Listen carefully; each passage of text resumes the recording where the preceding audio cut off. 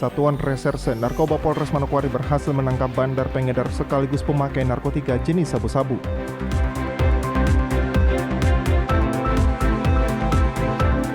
Menyusun rencana induk percepatan pembangunan Papua tahun 2022, Gubernur Papua Barat berharap kewenangan yang berkaitan dengan sumber daya alam.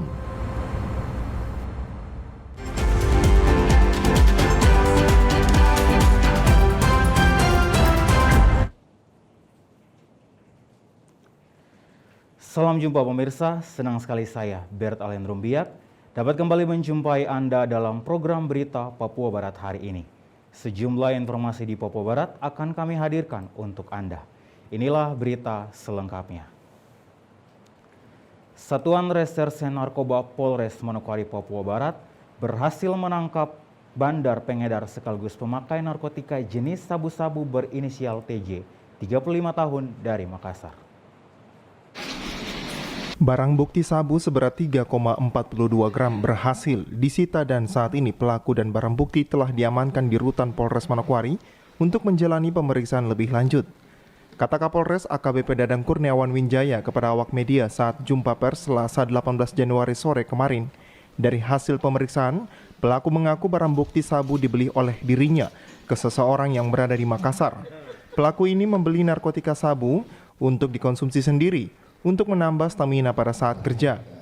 Barang bukti yang berhasil diamankan adalah sabu seberat 3,42 gram, boneka, plastik bening ukuran kecil, resi pengiriman, dan satu buah handphone. Saat ini pelaku beserta barang bukti sudah diamankan di Rutan Polres Manokwari. Yang mana kasus narkotik jenis sabu-sabu. Nama daripada tersangka TN alias JE, kelahiran dari Makassar, tanggal 6, pekerjaan di swasta, untuk pendidikan terakhir SMP. Untuk modus operandinya untuk barang didapatkan dengan tersangka dan dikirimkan ke Manokwari menggunakan salah satu jasa ekspedisi atau pengiriman yang ada di Manokwari menggunakan boneka, dan barang bukti sabu ini dimasukkan di dalam boneka dan dikirimkan ke sini. Kasat Narkoba Ibtu Masudi mengungkapkan berdasarkan penyelidikan memang benar pelaku memakai sabu-sabu. Dari hasil pemeriksaan tes urin positif memakai barang haram tersebut. Hasil pemeriksaan pelaku 2 kali mengirim sabu di Manokwari. Yang pertama sempat terdeteksi namun tidak dapat kami amankan. Barulah yang kedua ini pelaku berhasil diamankan tim narkoba Polres Manokwari. Sabu-sabu yang dijual pelaku saat menjalankan aksinya di Manokwari mencapai 2,8 hingga 3 juta per gramnya. Yang pertama itu sempat terendus namun tidak dapat kami amankan. Nah, yang kedua kali inilah pada yang bersangkutan kemudian bisa diamankan. Berkaitan dengan tersangka menggunakan sabu-sabu, ya termasuk dia menjadi pengguna, sehingga dalam hal ini kami terapkan pasal 114 ayat 1, pasal 112 ayat 1, dan pasal 127 ayat 1 huruf A. Ancaman hukuman di atas 5 tahun. Tim Liputan TVRI Papua Barat melaporkan. Pemirsa, para pedagang yang berlokasi di Pasar Boswesen menolak dipindahkan ke Pasar Modern Rufai yang disiapkan oleh pemerintah karena alasan keamanan. Sudah siap. Pemerintah Kota Sorong Senin siang melakukan sosialisasi sekaligus pemberitahuan agar pedagang yang masih beraktivitas di Pasar Boswesen segera pindah ke Pasar Modern Rufai yang akan segera diresmikan dalam waktu dekat. Kedatangan Wali Kota Sorong Lambertus Jitmau bersama jajarannya disambut gembira para pedagang. Namun ketika Wali Kota meminta para pedagang di Pasar Boswesen untuk segera mengosongkan lapaknya dan berjualan di Pasar Modern Rufai, sontak para pedagang ribut dan menolak dipindahkan ke Pasar Modern Rufai. Para pedagang beralasan tidak ada jaminan keamanan saat beraktivitas di Pasar Modern Rufai. Bahkan mereka juga telah diancam oleh masyarakat sekitar saat melihat-lihat lapak di Pasar Modern dan mereka dilarang untuk beraktivitas di pasar yang akan diresmikan tersebut. Seorang pedagang Eklep Nakendi mengatakan ia tetap menolak untuk pindah ke pasar modern karena alasan keamanan, bahkan sejumlah pedagang merasa diancam bila mereka pindah ke pasar modern Rufai. Mama itu kita harus tetap di pasar Boswesen, kita tidak bisa pindah ke sana. Sedangkan saya bicara begini, ibu-ibu ini semua dukung bahwa kita tidak bisa pindah ke sana. Ya betul. Ke sana untuk kita cari mati di sana. Jadi kita tidak bisa ke sana. Saya minta maaf dengan bapak-bapak yang datang ini. Kita tidak bisa ke sana karena di sini pasar ikan saja kita tidak bisa dapat tempat jualan. Jadi tolong hargai kita masyarakat. Cuma cari ini hari, habis besok pagi kita cari lagi. Tiga kita ini sudah diancam dengan warga lingkungan di dalam. Bahwa kalau pasar ikan ini berani pindah ke dalam, maka mereka akan bikin kacau dan mungkin mereka akan bakar pasar. Menjadi kendala untuk kita. Kalau saya saja anak Papua sudah begini, apalagi saudara-saudara orang pulang seberang. Karena aja di tengah sana itu anak-anak di dalam lempar dia dengan ikan satu ekor. Dengan kata ancamannya bilang, kamu berani pindah ke dalam itu kamu tidak akan hidup. Itu kata-kata mereka. Sementara itu, Wali Kota Sorong Lambertus Jitmau mengatakan pemerintah bersama aparat TNI Polri sudah siap menjamin keamanan bagi para pedagang yang akan pindah ke pasar modern. Pemkot Kota Sorong merencanakan akan mengosongkan dan membongkar pasar Boswesen. Wali Kota Sorong Lambertus Jitmau bahkan memberikan batas waktu kepada para pedagang hingga Jumat 21 Januari 2022 untuk segera pindah ke pasar modern Rufai. Karena di atas tanggal tersebut, Wali Kota bersama seluruh jajarannya dibantu aparat keamanan akan menggusur pasar Boswesen. Satu dua orang berbeda persepsi itu hal yang biasa. Tapi pada intinya mereka mau pindah. Saya berikan kesempatan mereka ini sampai pada hari Jumat. Di atas itu saya harus bersihkan. Semua kekuatan saya lakukan untuk bersihkan pasar Boswesen. Supaya semua yang di sana harus melakukan aktivitas di daerah ini. Supaya sini bisa jadi ramai. Itu aja. Tidak bisa belum diatur, akan diatur. Karena ada pengelola pasar. Bila perlu turunkan angkatan. Yang khawatir apa? Di Denuyang Sembraut saja aman kok. Meskipun para pedagang menolak, penggusuran pasar Rufai tetap akan dilaksanakan. Namun Wali Kota belum merincikan kapan penggusuran itu dilakukan. Dari Kota Sorong, Michael Jasman, TVRI Papua Barat melaporkan. Rencana pemerintah merelokasikan lapak jualan milik pedagang yang berjualan di kawasan Pantai Air Merah hingga di kawasan Pantai Bantemi Kaimana tidak ditangkapi dengan baik dari para pedagang. Pasalnya dari hasil pertemuan ada sekitar 46 pedagang yang menolak untuk direlokasi. Hal ini disampaikan oleh PLT Kepala Dinas Perindakop Kaimana, Agustinus Janoma, kepada TVRI di ruang kerjanya Rabu 19 Januari 2022. Dikatakan Janoma, dari hasil pertemuan tersebut belum ditemukan kesepakatan. Dia juga menyebutkan jika tujuan utama untuk merelokasi para pedagang ke tempat yang baru yang telah disiapkan pemerintah Kaimana karena ingin menjadikan kawasan Pantai Bantemi sebagai kawasan terbuka hijau.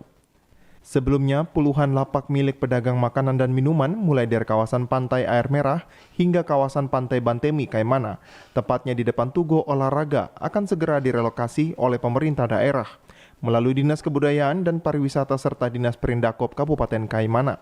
Lokasi yang memang dibebaskan untuk ruang terbuka hijau.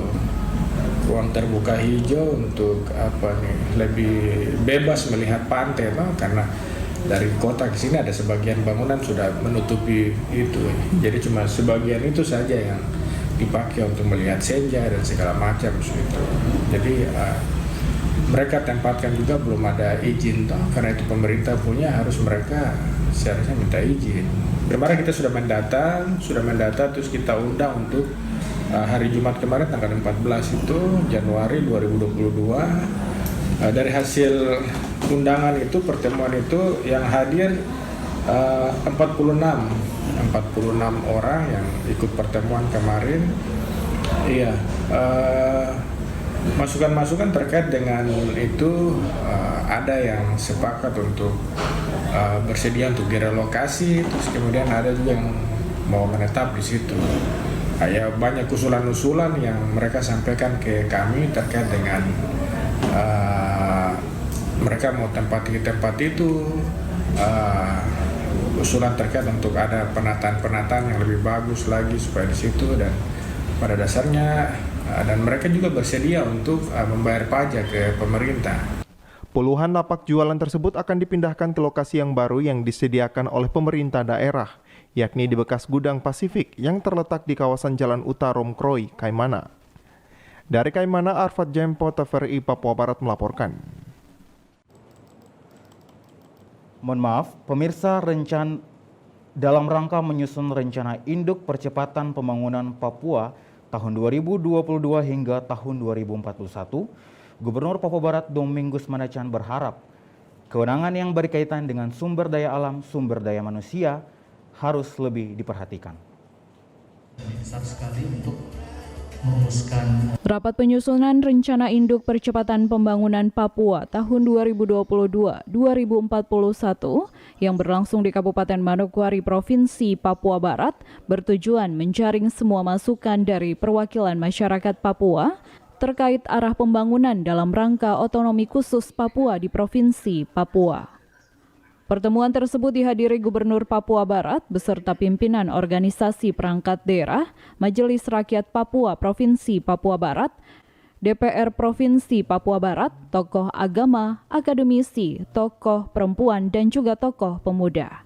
Gubernur Papua Barat Domingus Mandacan dalam sambutannya mengatakan, rapat penyusunan rencana induk percepatan pembangunan Papua tahun 2022-2041 merupakan implementasi amanat Undang-Undang Nomor 2 Tahun 2021 tentang otonomi khusus beserta peraturan pemerintah Nomor 106 dan 107.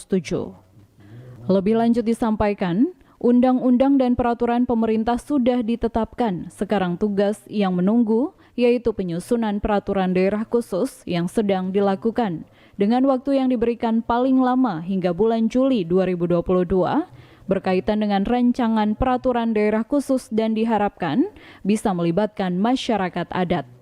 Rancangan rencana induk percepatan pembangunan Papua RIPP untuk 20 tahun ke depan. RIPP ini merupakan implementasi amanat Undang-Undang Nomor 2 Tahun 2021 tentang otonomi khusus bagi Papua beserta peraturan pemerintah Nomor 106 dan peraturan pemerintah Nomor 107 di tanah Papua.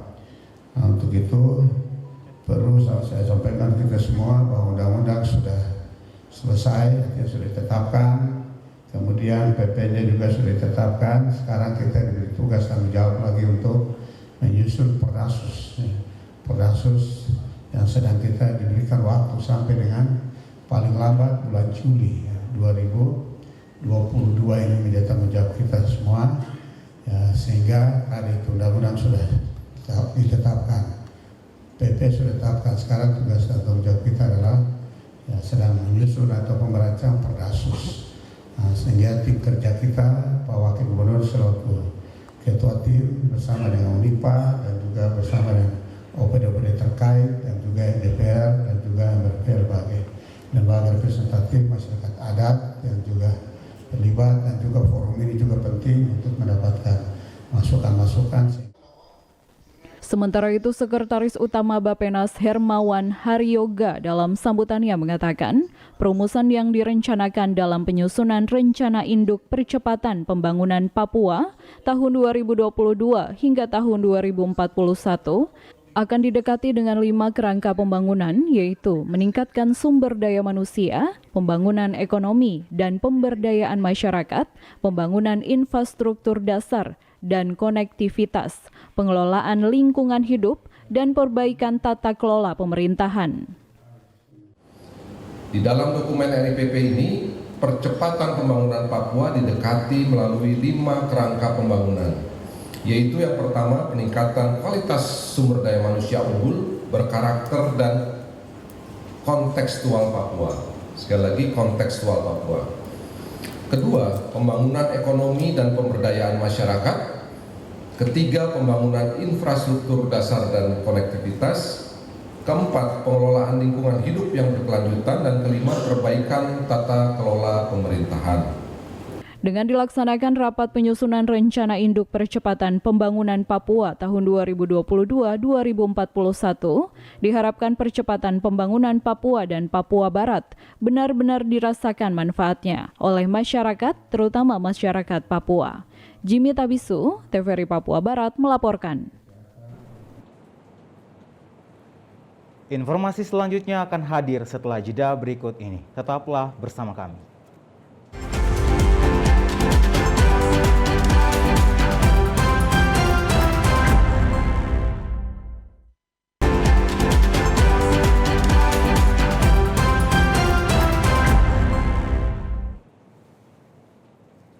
Terima kasih Anda masih bersama kami.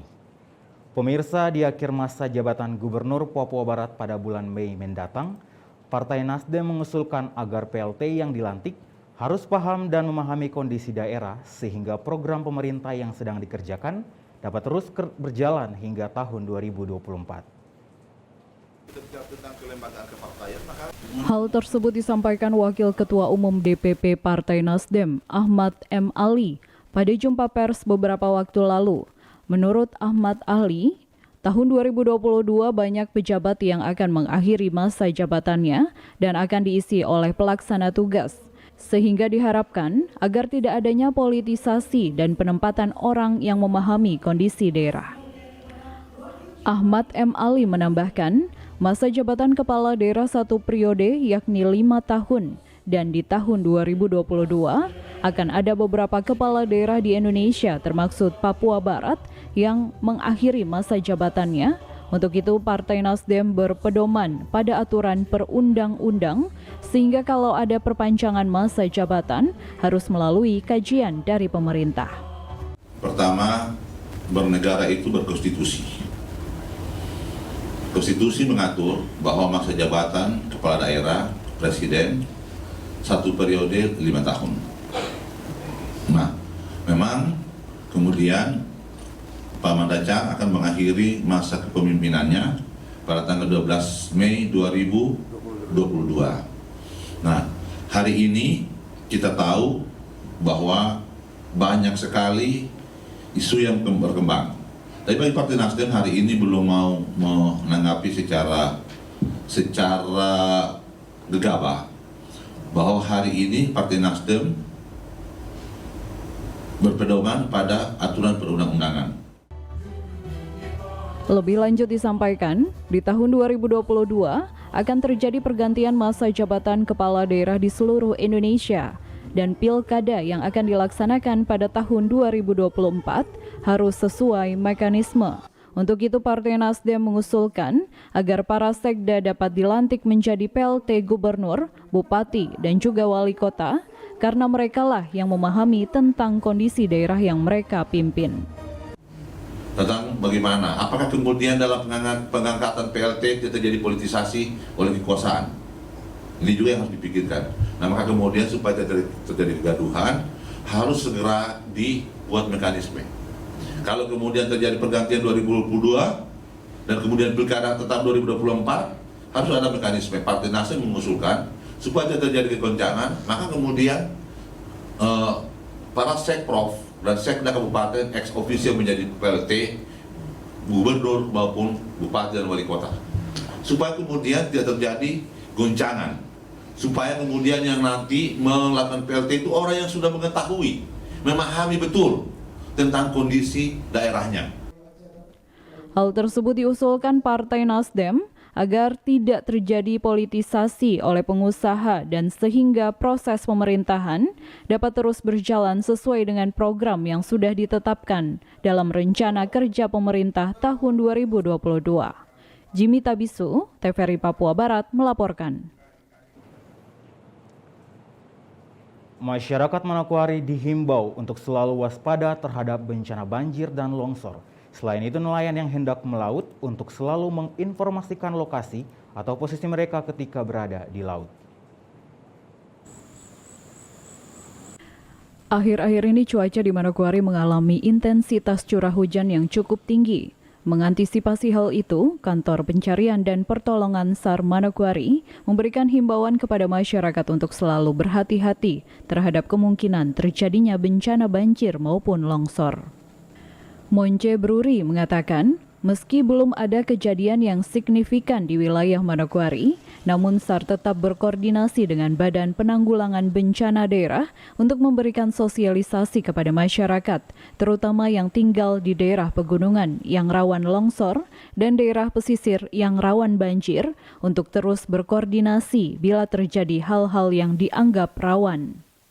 Terkait dengan dampak cuaca ekstrim yang belakangan hari ini terjadi di wilayah Manokwari, kami Basarnas berkoordinasi dengan BPBD, Badan Penanggulangan Bencana Daerah, untuk melaksanakan sosialisasi kepada masyarakat, segenap masyarakat yang ada di Manokwari, baik yang ada tinggal di daerah pegunungan yang rawan bencana longsor, serta daerah pesisir yang rawan bencana banjir, untuk mengantisipasi hal-hal yang tidak diinginkan.